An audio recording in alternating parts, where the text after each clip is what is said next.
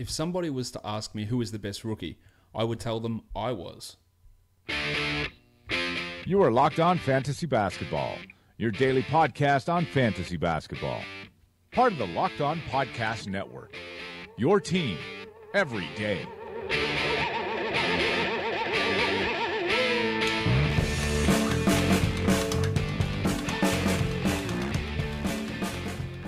Hello and welcome to the Locked On Fantasy Basketball podcast brought to you by Basketball Monster. My name is Josh Lloyd and I am the lead fantasy analyst at basketballmonster.com, and as always you can find me on Twitter at redrock_bball. We're going to have, it's the last, let's try again. It's the last regular season show of the year, clearly. Tomorrow we will have a show. There'll be a show for tomorrow, which is Thursday. There'll be a show for Friday as well, but it won't be in the standard format of the rest of the season because the season's done. We've got one day left in the regular season, and then we head into the playoffs across the weekend. So to give you a brief overview of what's going to happen today, I'm going to go through the monstrous, waiver, young gun, all that sort of stuff. A brief look over the box scores and talk about interesting things that I see there. But more importantly, what I'm going to look at for you guys in seasonal leagues is who are the best streaming options for each particular category for Wednesday's action. Because that's all you really care about. It's one day. Where can I get those numbers? So we're going to talk about that. And then in terms of DFS stuff, it is a complete and utter absolute shit show for tomorrow. So I'm not going to go through and do the standard 5 to 7, 8 minutes on every single game. What I'm going to do is go through all of the confirmed ins and outs, how I think injuries will or will not go, and talk about some potential big opportunities for people. But of course, limit your exposure to zero. Zero exposure on DFS would be the way that I'd be looking at it. There is going to be players ruled out. There are going to be players that play and then play 12 minutes, 15 minutes. Random players play 48 minutes like good old Az Harrison today. Just random shit popping up all over the place. But I will provide information about guys that are in and out, how I think things will go, what sort of lineups will be used, and talk about it in that way on tomorrow's show, which of course will be after the end of the regular season. Myself and Kyle McEwen, we're going to be going over, and I'm not sure what order I'm going to post these, but we're going to do two shows. We're going to do a show talking about all of the guys that we hit on in the preseason, so which guys that we projected well, which guys we thought would be good value players that turned out that way. And we're also going to look at the flip side of things, which players didn't live up to our preseason expectation. Why did that happen? What did we get wrong? What can we do better? So that's going to be Thursday and Friday shows. Myself and Kyle talk about that, and then we'll be back next week with playoff DFS action. If you are in any of the Red Rock Dynasty leagues, all of the payouts have been distributed, so check your Fantrax accounts. All of those payouts have been sent to you. And for those of you in the Dynasty Leagues, we'll be doing the lottery drawings in the next couple of weeks. And then once the season rolls over and people are paid up for the coming year, then we'll reactivate trades throughout those leagues. So just a quick note to you that you guys in the Dynasty Leagues, Michael Bolton, you've been waiting patiently here in the wings. So let's have it now. Let's get to it. All right, let's do it. We will go into the monstrous line of the night. It does go to Johnny Wall of the Washington Wizards, 29, 7, and 12, 4 triples, 3 steals, and 3 blocks. 9 of 16 from the field, 7 of 9 from the free throw line. It's a great way for John Wall to end this regular season. I say end, yes, the Wizards do have a game on Wednesday. There is 100% chance of John Wall sitting in that one. He hasn't officially been ruled out, but there is no way that John Wall will be playing in that game. It's obviously been a disappointing year for Wall this year, with the injuries limiting him to just 41 games. He's the 31st ranked player this season. And why has he dipped? Well, he's playing too fewer minutes per game this season. He saw his usage drop by 2 percentage points. His true shooting has dropped to a really abysmal 52%. But since he's returned, the shooting numbers have been better. 56% true shooting over the last 4 games in his return, averaging 20 points and 12 assists, which are numbers that are very similar to what he did last year. The other thing that's dipped for him this season are his steal numbers. He'd been at 1.8, 1.7, 1.9, and 2 steals for the past 4 years, down to 1.4 this year, which again just feels a little bit anomalous, as does the almost 8% dip in his free throw percentage. So he could be almost looking like a Victor Oladipo type for next year, where random defensive and free throw percentage issues cause a 20, 30 spot or 40 spot drop in Oladipo's case in rankings. And if Wall gets his free throws back to 80%, if he gets his steals back to two per game, if he gets his field goals back to 45 and he can play 75 games, then he'll easily be a top 15 guy. But that hasn't been the case, obviously, for him so far this season.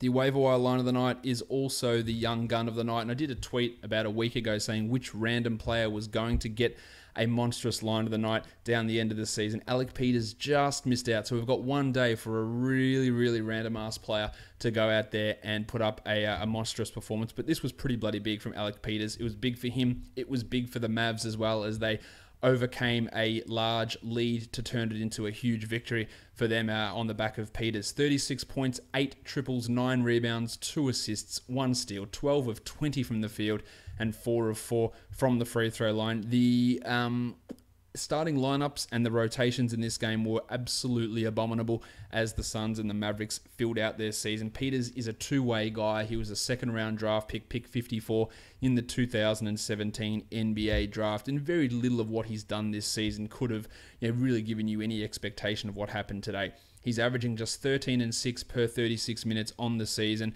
No sort of blocks or steal numbers. Yes, his threes have been there and he takes a shit ton of them. He's actually averaging 3 triples per 36 minutes over the season. Of course, very much exceeded that in today's game. He's a good free throw shooter, but in terms of how he projects moving forward, I don't think it's all that great. He's not really ever projecting to become a big-time starting player who's top 150 or top 200 sort of a guy, but these are the sort of random performances that you guys who want your seasons to go to the very end of the season, this is what you want deciding your league. I can't talk enough sense to you to get you to stop doing that. But these are the sort of bullshit things that do happen at the end of the season. But shout out to Alec, shout out to Suns fans who got to see Alec Peters' performance today. And again, shout out if your league is still going, because it 100% should not be. And I am in leagues that are still going, and I will be voicing my opposition to it as I do all the time. Any league that I start doesn't go this far. But these other leagues will be hearing my vociferous opposition to the end date of those leagues. The dud of the night. Draymond had 4, 3, and 3 with no steals, no blocks, 2 of 5 from the field. Didn't attempt a free throw. It was far from a good night from Draymond Green, but he still does end the year as the 23rd ranked player, averaging 11, 7.5, and 7.5 with over a triple one and decent enough percentages. You know that when you get Draymond Green, you're not getting scoring, but he did everything else that you would have expected of him. Almost identical numbers to last year, apart from a dip in steals, but he did get his efficiency back up, which was well down. Took his true shooting from 52 back to 56%. So, a successful season. You took Draymond as your second round pick. He provided that value. That's pretty much all you could ask for. Today's Warriors game was fairly poor from their standard, as they got absolutely smacked by 40 points by the Jazz. Draymond played under 20 minutes in that game. Again, the sort of stuff that does happen at this time of the year routinely. All right, let's get into these games now and have a look if there's anything that bears really mentioning too much. The first game we're going to take a look at is the Charlotte Hornets and the Indiana Pacers. Hornets get the big victory. Game meant absolutely nothing to the Pacers. Looking over it, we saw Kemba get his minutes limited. Dwight played fewer minutes. We saw Malik Monk have another solid scoring game with 17 points. And I really do like Monk for next season. I don't know what's going to be happening with Kid Gilchrist, with Jeremy Lamb, with Batum. You would imagine the Hornets would be looking at any possibility to try and shake things up or move. None of those guys are free agents, but trades could be in the offing, and Monk has definitely stepped up. And you would imagine that at the very minimum, he takes over the backup point guard role for next season. Frank Kaminsky was also pretty strong, led the team second in the team in usage, putting up 24 points in his 27 minutes. But overall, a pretty forgettable game from the Hornets and season from the Hornets. On the Pacers side of things, this is what I expected to happen. No Oladipo, no Thad Young, no Bojan Bogdanovic. Limited minutes for many players. Miles Turner only the 21. So we've got Lance playing 33. The little dog Glenn Robertson playing 40. Daz Collison down to 28. That's the end for both of these teams' seasons. Regular seasons, of course, the Pacers do go on to the playoffs as they're locked into the 5 seed. There's very little that I need to tell you about this game, but a shout out to Edmund Sumner, who played his first 2 minutes of NBA action, a second round pick who was, like Alec Peters, a two-way guy, and finally, after battling some knee issues, got onto the court for the first time, so shout out to him. The Philadelphia 76ers kept on rolling in a victory against the Hawks. Dario Saric lasted 13 seconds before he was ruled out of the game. He suffered a cut lip and a cracked tooth. The Sixers do play again on Wednesday against the Bucks, and if they win that, they get themselves into the 3 seed, which of course they're going to be trying to do. So the roles of a lot of these guys are fairly consistent. We continually have seen Marco Bellinelli and JJ Redick step up offensively in Joel Embiid's absence, and it was the same again. 28 points and 6 triples with 5 assists for Redick, 20 points with 5 triples, a steal and a block for Bellinelli, and both of these guys are going to be valuable options on Wednesday. Ilyasova, 26 and 8 with 4 triples, a steal and 2 blocks, and he clearly is a must-own sort of a player. Fultz had 4, 5 and 3, and looks okay out there, but not really doing much fantasy-wise, while Benny Simmons had 14, 10 and 6, 2 steals and a block. A nice performance while Bob Cove's shooting wasn't there, but everything else was. 8 rebounds, 4 assists, 1 steal, and 3 blocks. Rashawn Holmes still can't get anything going in what has been a really disappointing season for him. And I tweeted this out today. I'll say it now. You know my thoughts on the Rookie of the Year. I think I would vote Ben Simmons. I think it should be Ben Simmons. And I think Donovan Mitchell has had an absolutely fantastic, sensational season. I think he's going to be a really good player. Yeah, an excellent player, in fact. But one thing that is pissing me off just to an extraordinary amount is this Simmons is not a rookie bullshit. It is straightforward. He is a rookie. The NBA rules say he is a rookie. And if anybody does not vote for him for Rookie of the Year based on the fact that he is not a rookie, then they should not have voting privileges. It is as simple as that. You can't make up your own rules and criteria. You're simple. You can't do it. It's just not the way that goes. And it's not a handicapped array. It's not a handicapped race. Oh, well, because Simmons had extra preparation, even though Mitchell hasn't had as good a season, based on having less preparation, it's maybe equal. It doesn't work. In that case, you could say, well, Josh Jackson deserves the Rookie of the Year because he plays for a shit organization who has failed to develop so many players, who's had coaching turmoil, and that's unfair to him because his coach got sacked. So based on the hardships he's undergone, maybe he deserves to win it. Or De'Aaron Fox, does he deserve to win it? Playing for Sacramento behind veteran George Hill with an organization that hasn't made the playoffs in who knows how long, with all sorts of dysfunction there.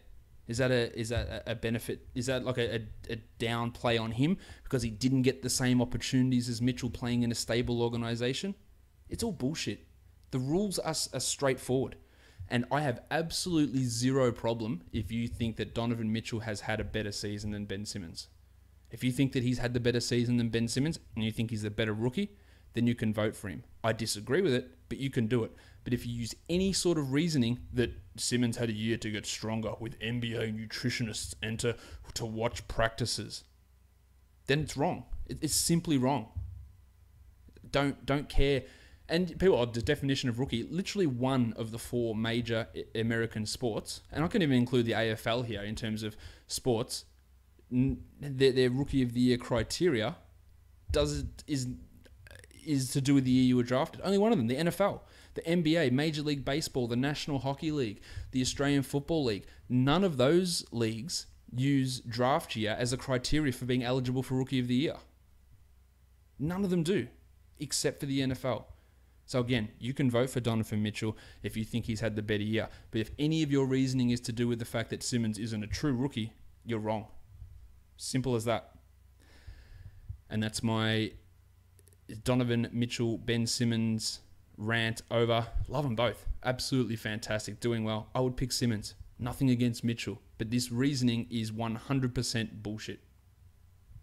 For the Hawks, The artist known as Torian Prince, actually the artist formerly known as Torian Prince, 27 points, another 6 triples, another 6 assists, and that's been really impressive with him, have been the increase in playmaking. Now when Bazemore returns, when Schroeder returns, Prince will probably dip there a little bit, but I could easily make the case that Bazemore sees a much more limited role next season for this team because of the way that Prince is playing, but also the way that they used DeAndre Bembry, who had 7, 4, and 7 with 5 steals. I've talked about his fantasy upside for a long time. I don't think he's ever going to be an excellent NBA player, but his ability to rebound, get assists, get steals, and score decently efficiently can be really interesting to watch, and we saw that again today. The Baptist had 13, 9, and 5. The Undertaker had 14 and 7 with 3 blocks. So good, solid production from those guys. Damo Lee and Tyler Dorsey did okay. Dorsey had 17 with 4 triples, but very little to look at those guys for as we move forward for next season.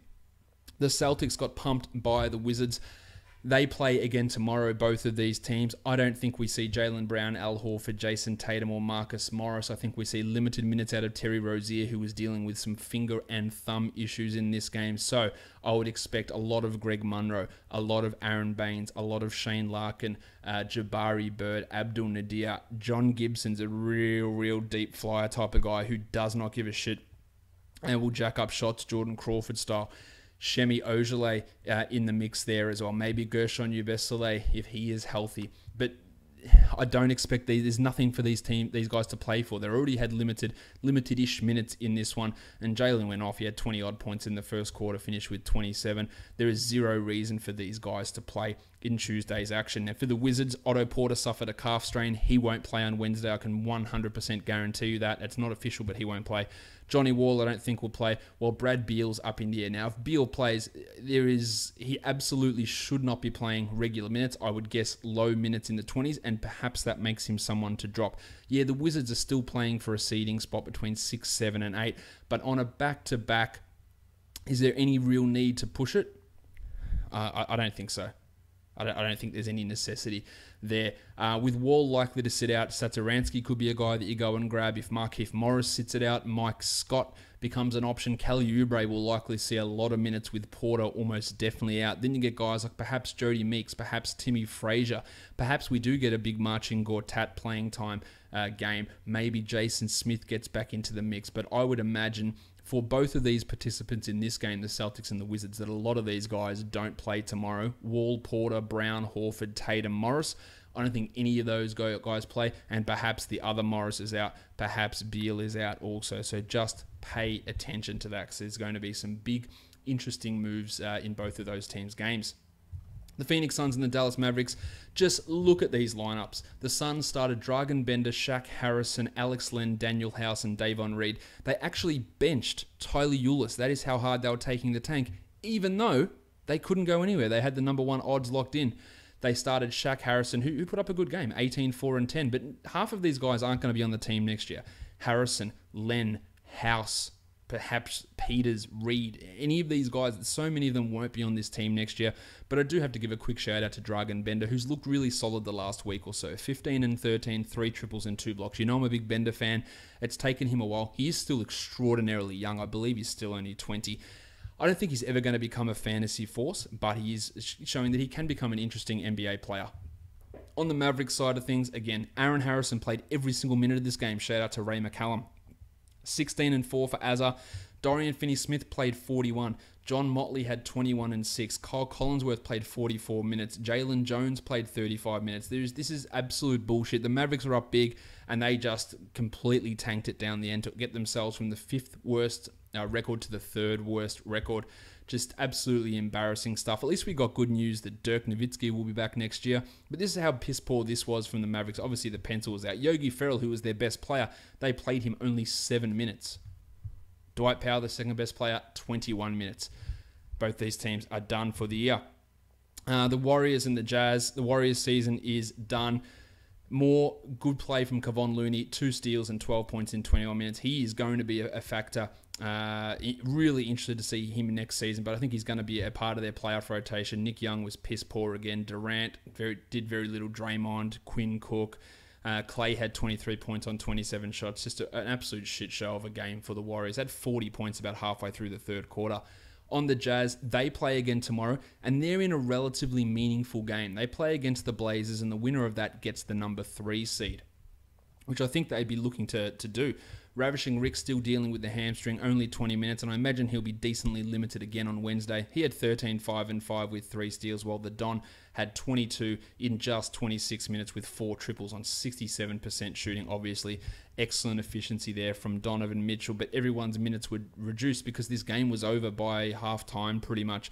We even got 10 minutes of George Niang, who was drafted by the Pacers and signed for the Warriors, and now is in Utah. The only sour note here for Utah was Dante Exum having to leave the game with left leg soreness. Let's hope it's nothing serious, but there's a significant chance that he doesn't play on Wednesday, meaning the Raul Neto and Alec Burks could be in there, but that's still more of a deeper league spot because I think these guys are going to be going with a relatively regular rotation on Wednesday, meaning your Goberts and Favors and Dons and Jingle and Joes, and even Royce O'Neal perhaps gets a little bit of extra run with Rubio still limited. So just pay attention to that. The last game of the night, the Houston Rockets and the Los Angeles Lakers. Mark D'Antoni said before the game that he was going to run a relatively regular rotation in this game and then probably rest players on Wednesday. Well, we still got 7 minutes of Tim Quarterman and 5 minutes of Joe Chi. So it wasn't fully a regular rotation, but I'd be pretty confident that Harden, Paul, Gordon, Capella, perhaps Ariza, and Ryan Anderson and Nene all sit out on a Wednesday. That would be my guess. And then you're going to get a lot of RJ Hunter, Markel Brown, Tim Quarterman, Chinano Onwaku, Tariq Black, Joe Chi, a bit of Joe Johnson, some PJ Tucker as well, and a shit ton, in fact, of Gerald Green. One player you won't be getting any of is Luke Marmute, who suffered a dislocation of his shoulder. Apparently, it is not as bad as the first dislocation that he suffered on a dunk earlier in the season, which is great news for the Rockets because he's obviously been a huge factor, and they should be able to get out of the first round without him. Hopefully, he's back there. But I don't imagine Paul or Harden or Capella or Gordon to be playing in Wednesday's game. For the Lakers, no Kuzma, no Ball, no Ingram, and that will likely be the case again on Wednesday, almost definitely. But they've got another Ingram. Andre Ingram, the 32-year-old out of the G League, was blistering. 19 points in 29 minutes, 4 triples, a steal, and 3 blocks. And you can say, Josh, that's fluky, and I agree. But this bloke's shooting 48% from 3 in the G League, so he is an absolutely bloody good shooter. So if you need some points, if you need some threes, Andre Ingram, now I haven't even looked, he's even available on places to add? Probably not. But if he is, worth a look. I think Brookie Lopez, Julius Randle, Kentavious Caldwell-Pope will all see under 20 minutes on Wednesday, meaning more Ivica Zubats, more Tom Bryant, more Travis Weir, more Andre Ingram, more Josh the Hitman Hart, Alex Caruso, Tyler Ennis, these sort of players. Hart was great again, 20 and 7 with 2 steals. Caruso had 6 assists and 2 steals, and Ennis had 10, 4 and 4 and 2 steals, and all of those guys can actually have some 12-team value. Well, if they give 28 minutes to Zubats, then that's a pretty clear 12-team sort of a player. But once again, another absolute shit show likely in progress for the games on Wednesday. So as I said, what I was going to do at this point now is go through, and it's all about adding players based on certain categories and which guys can help you. So I'm going to go through the major 8 categories in fantasy based on how I think things will go tomorrow and how the projections are looking at Basketball Monsters. So what players you can go and add. For the points category, I think the number one guy that we want to be looking at there is Gerald Green of the Rockets, who I think is in for a really huge role tomorrow. So I think he is one of those players that you want to go and add. The table, Montrezl Harrell, Marshawn Brooks, De'Aaron Fox if he's around, Trey Burke, Dylan Brooksy Brooks as well, Luke Kennard, he's a must-own player with Reggie Bullock already ruled out. Kelly Oubre, Budrick Hield, JJ Redick, Punch Bob Shiploke, Greggy Munro. Play the sound. As Greg runs in, we realise this could get dangerous. Tone Tolliver, I think, is a good option there as well if you're looking to stream in some points. There's going to be some weird performances from many different guys. Perhaps it's an RJ Hunter who can hit some shots. Ivan Rabb, Mario Hezonja. Maybe it is Andre Ingram again after another big performance today. These are all players who can have some contributions in the points category. Henry Allenson, Tim Quarterman. So there are quite a few guys out there who can be stream options for that category depending on the depth of your league. For the threes, the three-pointer category, Gerald Green's a fairly obvious one. Anthony Tolliver, there as well. Andre Ingram, again, can't believe we're talking about Andre Ingram here. Budrick Hield, Josh the Hitman Hart, the Duke, Wayne Ellington, Lukey Kennard, CJ Miles is an interesting guy to look at for threes there. Sexy boy Sean Kilpatrick, Fred Van Vliet if he plays, but we don't know that yet. Shane Larkin, Tim Quarterman, Dylan Brooks. John Gibson is a little bit of a flyer. Ballinelli, an absolutely awesome option in Philadelphia for the three-pointers. Marshawn Brooks, perhaps Abdul Nadir, Cameron Payne, Henry Allenson, a bunch of guys who could have some value in that three-point category. For rebounds, Eric Moreland, an absolute lock, I believe, with no Andre Drummond. He's a guy that you want to go and add there. Greggy Munro, the Cock Monster, Kylo Quinn, Will Cauley-Stein, if he hasn't been added. Then some more deeper guys. Rab, Baines, Harrell, that's the table. Joe Chi, an interesting guy there. Eddie Davis, Punch Bob, Ilyasova, of course. Boban might see extended minutes for the Clippers if they limit DeAndre, so he could be a really interesting player. Chris Felicio, Nanu Anwaku is another player. Zubats, Kem Birch, a guy in Orlando who I really like a lot for this category as well. Let's look at assists, which often can be one of the harder categories to find off the waiver wire, but I think we're going to find some options here. Obviously, Rondo's a pretty straightforward one if he's available. Campaign, Thomas Satoransky, Jaron Grant, Timmy Frazier, Tim Quarterman, Shaney Larkin, Ryan Archer-Jacquino, Kobe Simmons. There's quite a few players out there. Eric Moreland's actually been getting a few assists himself. Marshawn Brooks, Karis LeVert's been upgraded to probable, so you can definitely go and have a look at him. Ishii Smith, Shelvin Mack, Pat Mills is another guy there. Kennard can help in that category. Quite a few options out there, but there are some clear stand. Trey Burke's obviously in that mix as well. For steals, we're looking at Corey Brewer, the number one option there. Kyle Anderson, Stan Johnson, Mario Hazonia, Cauley-Stein, Marshawn Brooks, Budrick, Shane Larkin, Wes Johnson for the Clippers. RJ Hunter can get some steals. Eric Moreland, Benny McLemore, Joshy Hart, Wes Awundu, maybe one of the only categories he can contribute in. Again, quite a few options. There's going to be some weird minutes in many different places. For blocks, love Moreland, love Joe Chi here, Kylo Quinn, Jarrett Allen, Montrezl Harrell, the Muppet John Henson, Jakob Poeltl, Jeremy Grant for the Thunder, I think is in a really good spot. Zubats, Bismack Biyombo, Jakar Sampson for the Kings, Deontay Davis with Marcus Gasol already ruled out, Eddie Davis, Tariq Black, Lukey Cornett, and Kem Birch.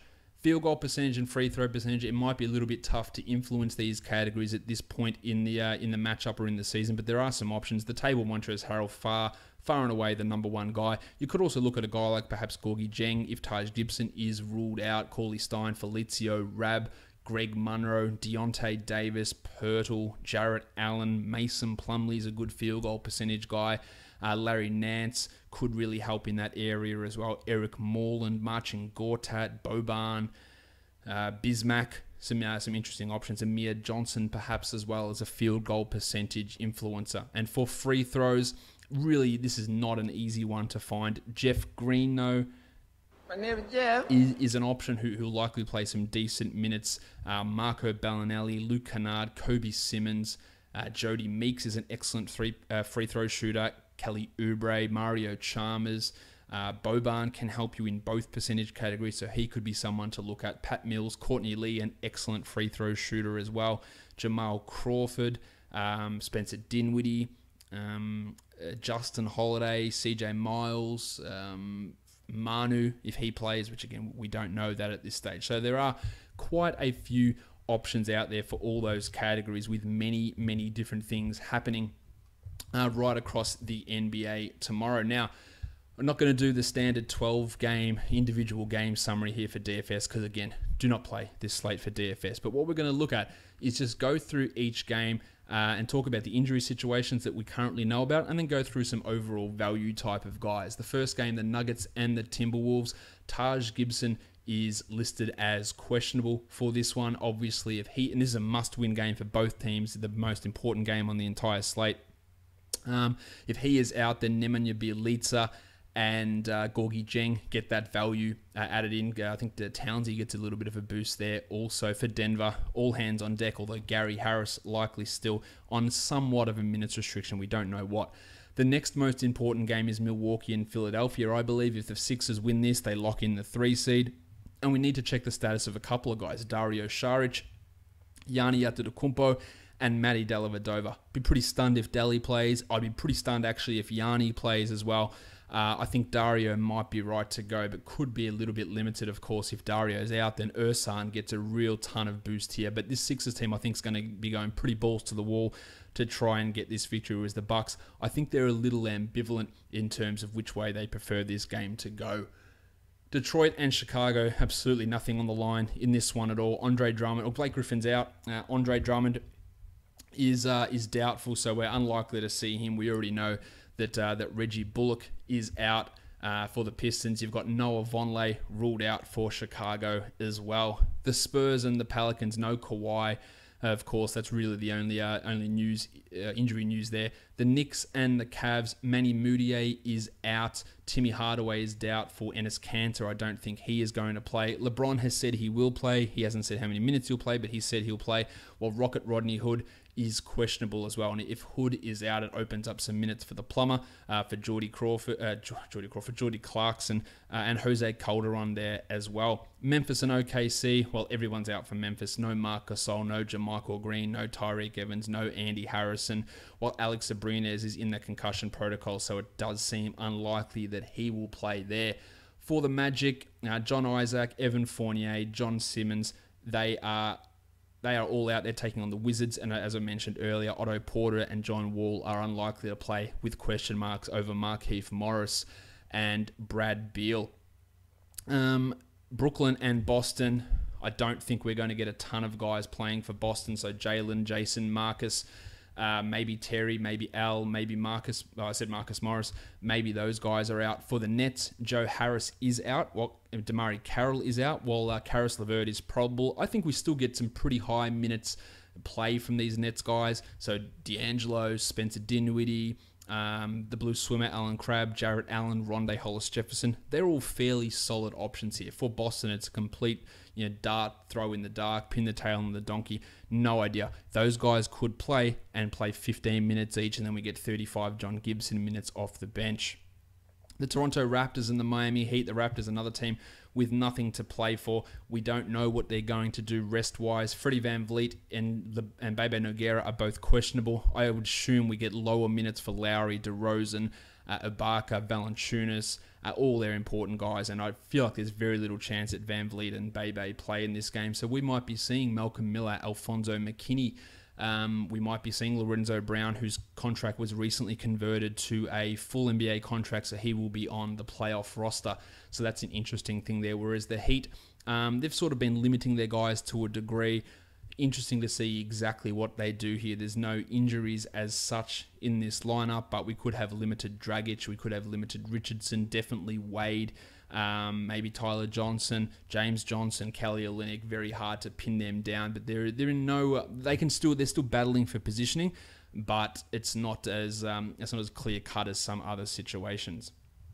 The Rockets and the Kings, there is zero chance, in my opinion, that Capella, Ryan Anderson, Mamute, Harden, Paul, zero chance that any of those guys suit up in this game for the Rockets, whereas the Kings are already without Skal Labissiere, Garrett Temple, Zach Randolph, all those guys are out already. So I think we're going to get big De'Aaron Fox, Bogdan Bogdanovic, Justin Jackson, Willie Cauley-Stein, Jakar Sampson minutes, making those guys, I think, relatively safe from a DFS point of view. The Lakers take on the Clippers, and as I talked about, Kuzma, Ingram, Brandon, and Lonzo Ball, all unlikely to play, whereas the Clippers have listed Austin Rivers and Lou Williams as questionable. Of course, the Rooster is out. That's Danilo Gallinari. If Williams, Rivers play, I think they're going to be limited, as will Toby Harris and DeAndre Jordan. I'd be absolutely stunned and floored if any of those players played over 7 minutes. Absolutely stunned. So there we're looking at Sindarius Thornwell. We're looking at guys like Wes Johnson, perhaps, Ty the List Manager Wallace, CJ Williams, Montrez the Table Harrell, and of course Boban Marjanovic. And on the Lakers side, Andre Ingram, Travis Ware, Alex Caruso, Tyler Ennis, Josh the Hitman Hart as well. The last game of the night, another important one, the Blazers And the Jazz, Mo Harkless out, Dante Exum, we don't know whether he will play, but otherwise it's full steam ahead. So a lot of confidence in the players here. Yes, their prices are going to be high, but in terms of cash lineups, these are the sort of players, along with the Sixers guys, along with the Nuggets guys, along with the Timberwolves guys, and to a lesser degree, I think players like on the Cavs as well, and on the Nets, you can have an element of confidence in the playing time they're going to get. So that's sort of a rundown of how I see all these injury situations panning out. Everything could change. Really, really minimize what you can do. But where do some guys like line up in terms of value picks? So if we're looking on FanDuel, a bunch of guys that you're only going to be looking at tournaments, but really sub 4,000 Boston guys, John Gibson, Jabari Bird, Shane Larkin. There's some really interesting guys. I think a lot of the Boston and Washington players are good value. Monroe, Oubre, Baines, and Satoransky. I think they can all be used fairly comfortably in cash games, given what I assume will be the way the Wizards and Celtics want to run their lineups. I like Paul George at 7,800. Mike Scott at 36, I think has some pretty decent upside. Stan Johnson, Trey Burke, Dylan Brooks, Eric Moreland, although his price is really high, 6,700. So that takes, even though the value is fairly steady, I'm not sure that value is quite high enough, but it is a nice matchup for him against the Bulls. LeBron, we just don't know the minutes for him, but at 12-1, he's absolutely a tournament type of a guy. Lowry Markkanen, D'Angelo Russell, Kylo Quinn, the Blue Arrow, Westbrook, Dinwiddie, Ivan Rabb. There's quite a few guys that do have some value over on FanDuel. On DraftKings, there's a ton of absolute minimum salary guys that you should be looking at. Andre Ingram is one of them. RJ Hunter, Joe Chi, Timmy Quarterman. All these guys are $3,000, and they've all got the ability to have 7, 8, 9, 10x sort of nights, perhaps even more. Whereas Eric Moreland, the Table Montrezl Harrell, Luke Kennard, they are all super low price guys who are absolute 100%, I believe, locks for cash games.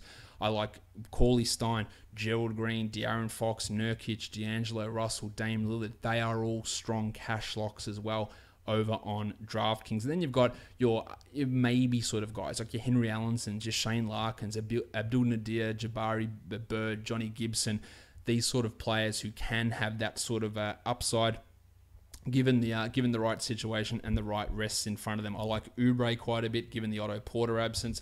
Ivan Rabb, Jamal Murray, Bud Hield, they're all in some pretty strong spots as well. Marshawn Brooks, Gobert, Ntilikina, Benny McLemore, they all look pretty solid. But again, this is a shit show of a day. It's one of those days where half the games start at one time, the other half start at another. So you're going to have mixed slates. You're going to have tons of news flowing through, weird lineups. And just because a guy's playing like a DeAndre Jordan doesn't mean they're playing 30 minutes. They could be very, very much out there for 15 minutes or 16 minutes. Nothing is guaranteed in a lot of those cases, unless you get a situation like we had with Mavs Suns today, where there was just nobody active. And you knew that these players would have to play 40-ish minutes, like Collinsworth and like Az Harrison.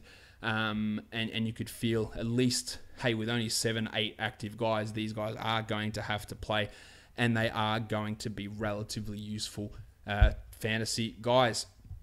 I'm going to wrap it up there for today.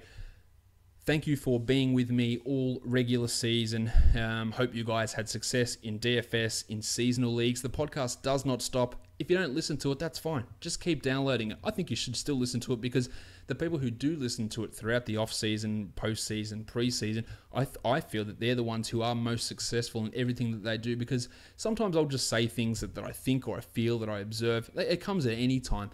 And you might get a leg up on that during the preseason or the off-season, or things that I've seen or things that I've heard that enable you to get a step up on your competition. And I'm sure the people that do listen through the off-season and preseason will attest to that there is quite a lot of interesting information. I'm going to be endeavoring to give you as much interesting information over this preseason, off-season, whatever you want to call it, time in the NBA. Good luck for the playoffs, watching the playoffs, your team in the playoffs, DFS in the playoffs, whatever you want to do. Good luck for that. If you've loved this podcast, if it's given you helpful advice, if you've won money, go and leave a 5-star rating. You can also contribute on Patreon at patreon.com/redrock_bball. Leave a review on Apple Podcasts, but subscribe. Download every episode, and you can do that on Apple Podcasts, Google Play, TuneIn, Stitcher, Spotify, and on YouTube, where you can give me a thumbs up and leave a comment. Check out the Locked On Podcast Network shows every day, every team. Make sure you're checking them out. And of course, big thanks to Basketball Monster that many of you are members of. And I encourage all of you to become members of for next season to help you guys get the added advantage you need for your fantasy league. We are done here, guys. Thank you so much for listening, everyone. See ya.